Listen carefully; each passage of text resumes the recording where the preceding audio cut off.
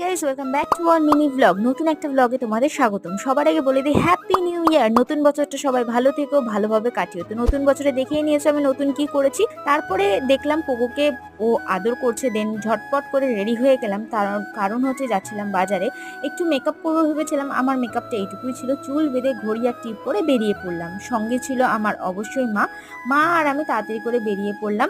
গেছিলাম মাসকাবাড়ির বাজার আনতে, তো সেখানে গিয়ে মা অর্ডার দিচ্ছিল বাজারগুলো। সেখান থেকে গেলাম ঘড়ির দোকানে, কারণ ঘড়িটাও খারাপ হয়ে গেছে। নতুন বছর পড়তে না পড়তে কত কিছু খারাপ হয়ে গেছে।